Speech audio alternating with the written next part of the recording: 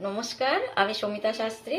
আবার আজকে এলাম আপনাদের কাছে নতুন কোনো তথ্য নিয়ে, যেটা আপনাদের দৈনন্দিন জীবনে অনেক কাজে লাগবে এবং আপনারা এর থেকে অনেকখানি উপকৃত হতে পারবেন।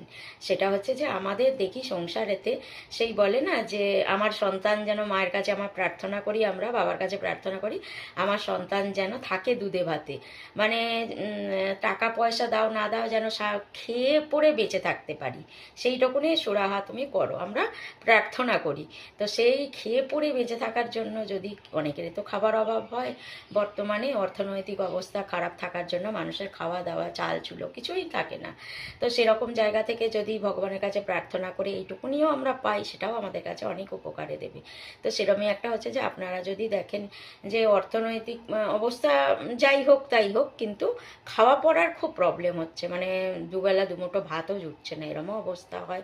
তো সেই জায়গা থেকে পরিত্রাণের জন্য আপনারা মা অষ্টলক্ষ্মীর প্রার্থনা করতে পারেন বা তার পুজো করতে পারেন। খুব সাধারণ পুজো, কিছু কেনাকাটার নেই, আপনার ঘরে যা আছে তার থেকেই আপনি করতে পারেন।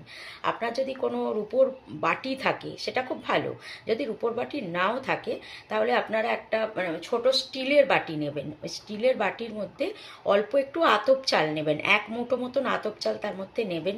নিয়ে মা লক্ষ্মীর কাছে, মা অষ্টলক্ষ্মীর কাছে বসাবেন।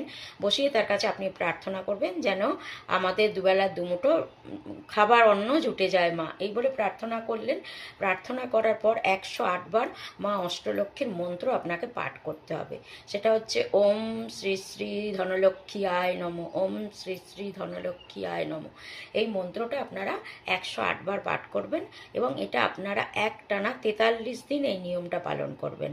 করার পর দেখুন যে আপনাদের নিশ্চয়ই মানে অন্ন কোনো অভাব হবে না, কোনো দিনই অন্যের অভাব হবে না। আপনারা এটা করুন। আর ওই যে চালটা নিয়ে আপনারা বাটিতে মায়ের কাছে প্রার্থনা করেছিলেন, ওই চালটা আপনাদের যে পাত্রে চাল দিয়ে প্রতিদিনের ভাত করেন সেই পাত্রের মধ্যে মিশিয়ে দেবেন, দিয়ে ওই দিয়েই আপনারা প্রতিদিনের যেরকম ভাত করেন করে খেয়ে নেবেন। ঠিক আছে? তো আপনারা এটা করুন, ভালো থাকুন, সুস্থ থাকুন। আজকের মতন নমস্কার।